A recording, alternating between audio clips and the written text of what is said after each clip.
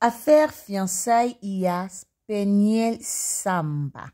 Alors, Lelo, ici, la TV, a expliqué affaire fiançailles IA Peniel Samba.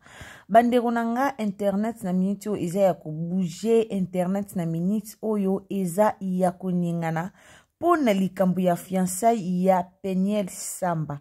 Alors, toyebite fiançailles wana eske Pasteur Mike Kalamba inde abandeli ko fiancé Peniel to Peniel ba fiancé ye na mobali mususu. Alors lelo tukoyeba yango awa chez Ersil Botelwa TV.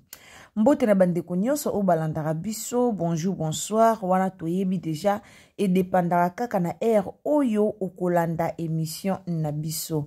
Alors wana ndeko yo o koti na ligne, en tout cas soki eza mbala na oyo ya liboso, o trouver chaîne na biso, o s'abonner, o commenter, o liker, o partager et o sala malamu mingi. Car ndenga bien, ndenga to misana ko ibisaka bino toujours. Abonnez-vous, commentez, likez, partagez et usala kitoko makasi.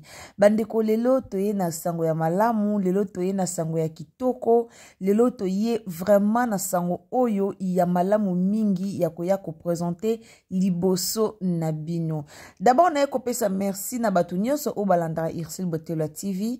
Merci na bandeko nyonso o basutenaka chaîne na biso, merci na bandeko nyonso oyo vraiment basutenaka chaîne na biso ekende liboso. Topesi bino merci esika bozali nzamba lola apambola pe abatela bino.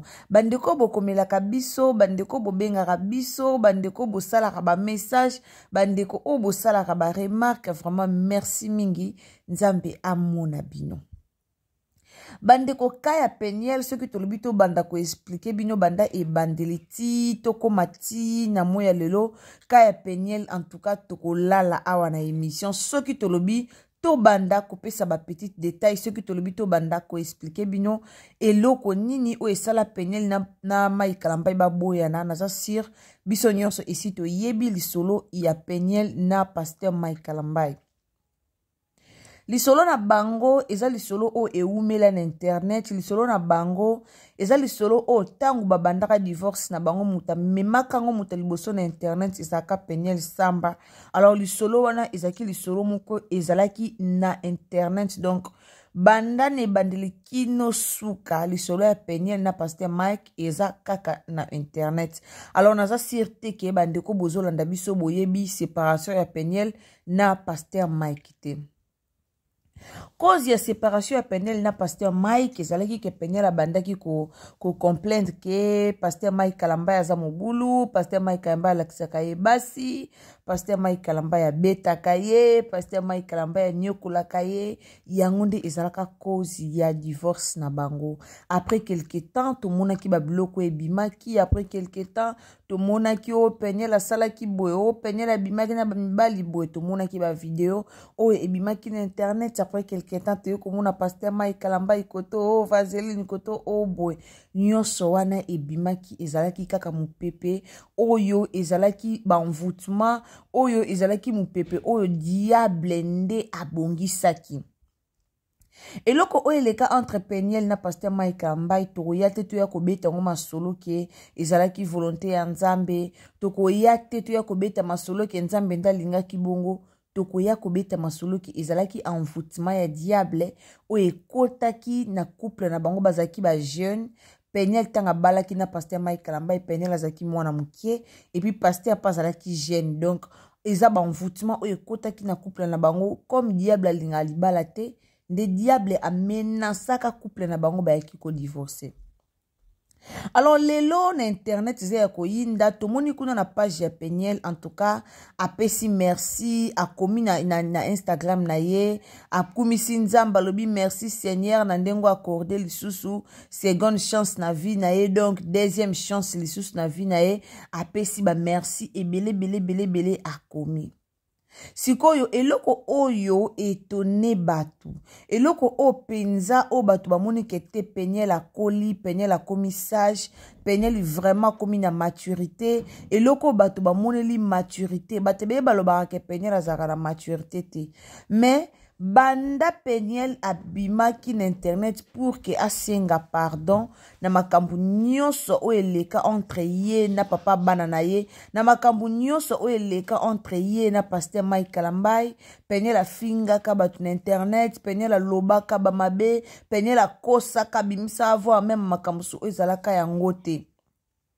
Après komona Peniel koya kosenga pardon, après makambo wana nyonso, tuya komona Peniel ke oui Peniel akomaki na maturité. Akomaki penza na maturité malgré liboso, azaki na maturité te, Peniel azaki ka bongo bongo, Peniel azaki kolanda mingi batu, soki ayoki batu balobi boye pa ye asali live, kofinga koloba ba n'importe quoi na live, oui, azaki na maturité te, azalaki pe na se ya choc nde banda kotinda ye asala biloko nyonso oyo abanda kusala na internet. Auti ko fingama akotaki conseil ya pasteur Mike Kalambai, bate bele ba fingaki ye. Bate bele balobaki, me bato ba fingaki, bato balobaki bayebaki te eloko nini oyo epusaki Peniel akota conseil ya pasteur Mike. Bato bayaka kaka, toyaka kaka koloba, surtout biso mingi ba Congolais. Tozalaka na munoko ya koyaka koloba, ya koyaka kofinga, ya koyaka koloba, me eloko biso toyeba ate pasteur Mike na Peniel bana bana. Olongwana ndaku no te puko ke boko la bana bango, me toyaka kofinga par rapport ya ndenge tomoni histoire ndenge leki, toye kofinga. Bande ko mutasela mutu shwa ya mobala zalate, mutu pasela mutu shwa ya mwasi azalate. Peniel ayebaki eloko ni oya bando sala. Ayebaki pourquoi akendaki conseil ya pasteur Mike. Pour faire voir na batuke ana problème te. Pour faire voir na batuke ana problème te, ana likambu moko te, ata na problème moko te na pasteur Mike. Batu bayaki bafinga kiye.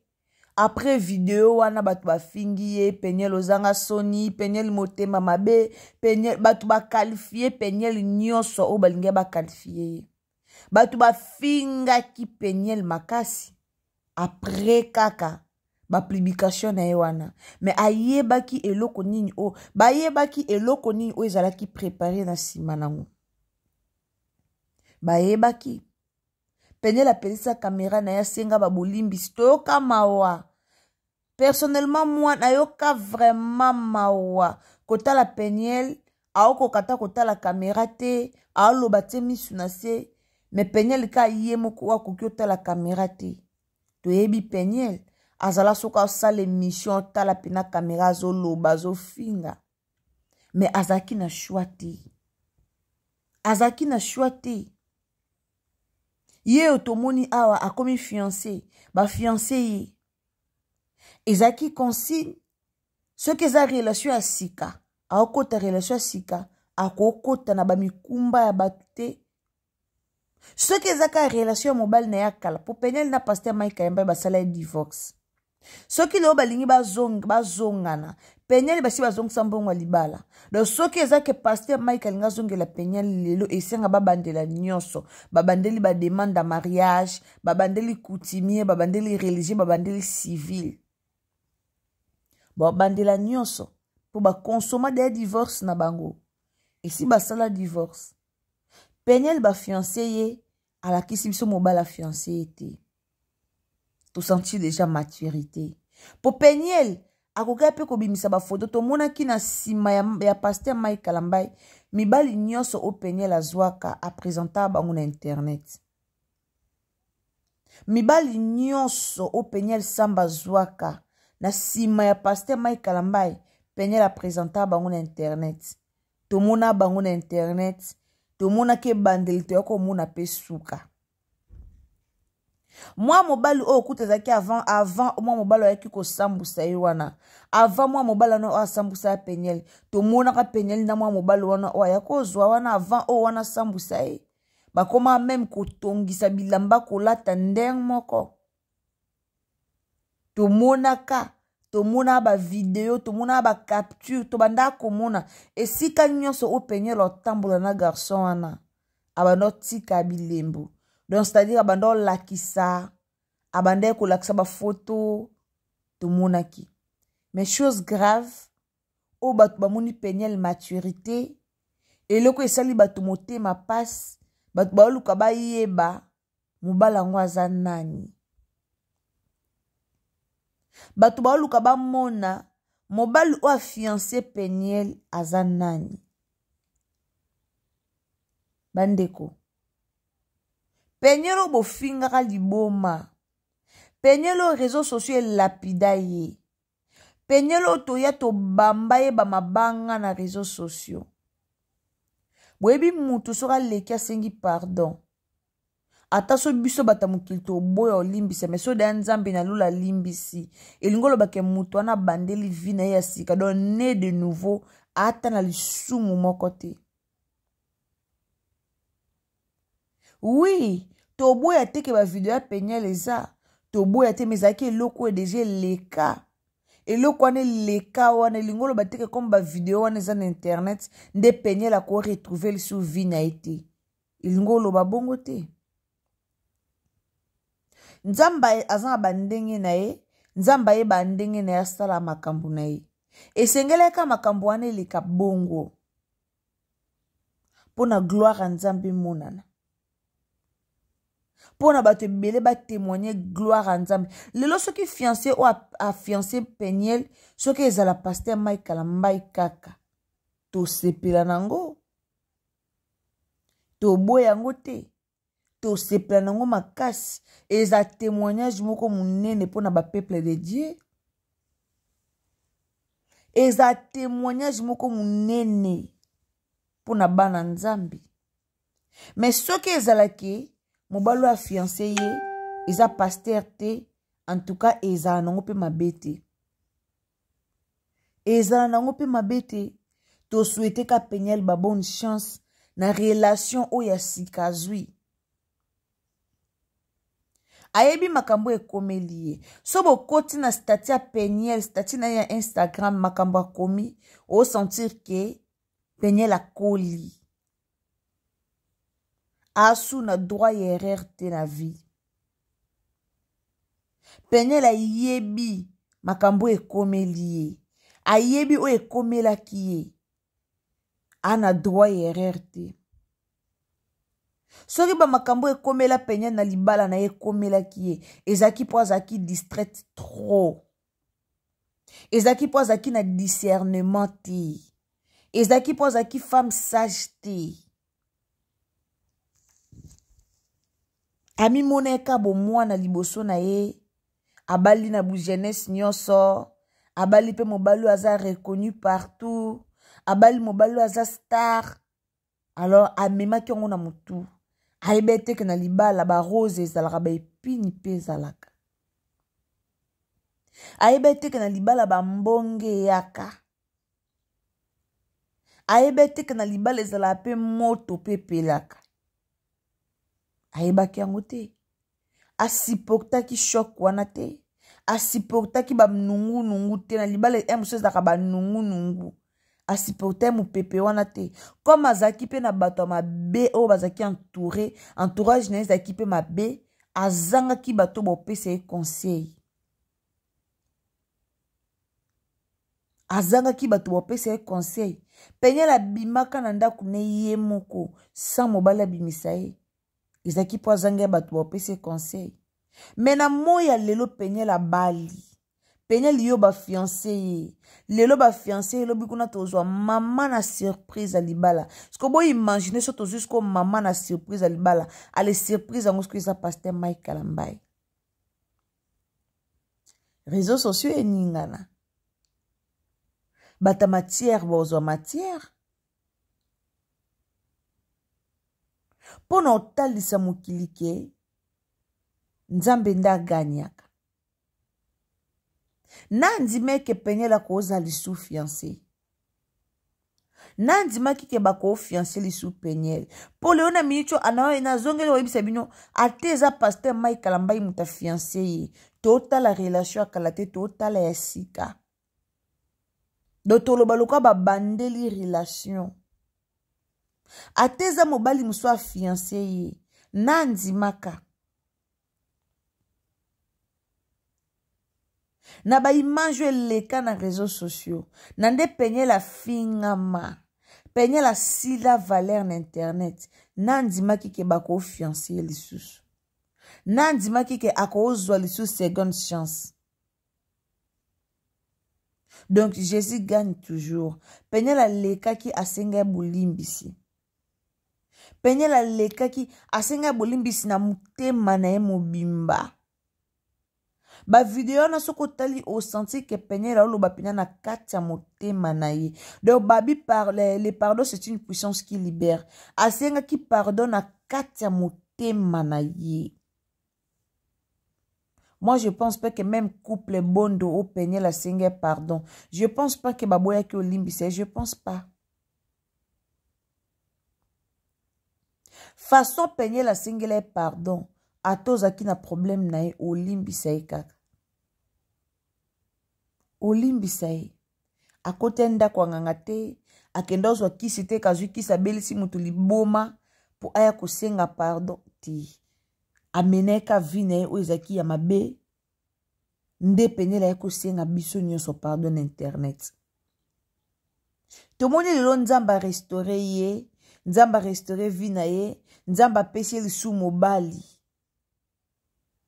Soki eza mai kalamba ite toyebake. Eza mobali mususu. Me mobali wana ayebi via Peniel bien. De Peniel esi akoli lelo o ba mbonge ye na libala. Aovanda kimia po ayebi ke libala o aliboso abebisaki. Aolukate abebisa pe libala oyo. Soki ezala mobali musu eza pasteur te. Peniel aolukate ko bebisa. Aolukate abebisa lolenga abebisaki o aliboso. Aolukate. Babi les conséquences corrigent mieux que les conseils. Conséquence c'était ya Peniel. Peniel a teyama. Soko ozo mobali mususu, soki mobali ou a fiancé ye. Eza mobali mususu, eza te seno ba rime onde toyoki ke zaka pasteur Mike. Soki eza mobali mususu. Peniel ozalaka na ba regret. Ya papa mwana ye, ya papa bana na ye. Ou ezaki bon pasteur Mike Kalambai. Mais toyeka kokumisa Nzambe. Pour mettre à temps et à circonstance, pour permettre les sous Peniel à zonge la vie normale.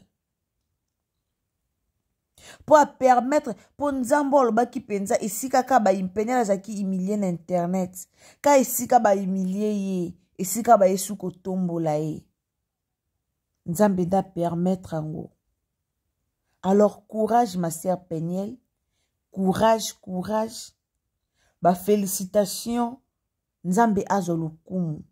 Iza facilité. Naba makambo nyonso eleka. Naba masolo nyonso eleka. Iza facilité. Yango toyo pesaka Peniel. Courage. Félicitations surtout. Surtout félicitations. Oende zalaka. Boye vraiment nde ezalaka. Nzambe anaba ndenge na ye penza asala makambu na ye. Esika o batiola kiyo. Esika o batu bamona kiyo mutu pamba. Esika o batu bayaki bafinga kiyo. Metala Nzambe ndenga yesu kotombolo ka esika ngo. Ka esika o Nzamba kitisa kiyo. A yesu kotombola yo. Vraiment félicitations, félicitations.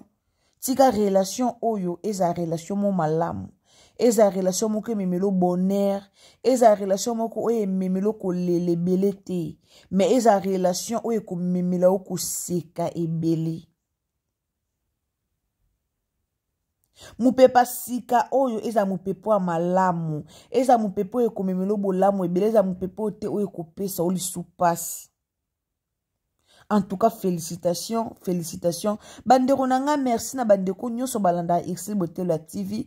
Topesi bino ba merci esika bozali. Et puis bandeko nanga so ezambala liboso otombe na chaîne na biso, o s'abonner, o commenter, o liker, o partager et o sala malamu mingi. Moi liloba pona Peniel en tout cas.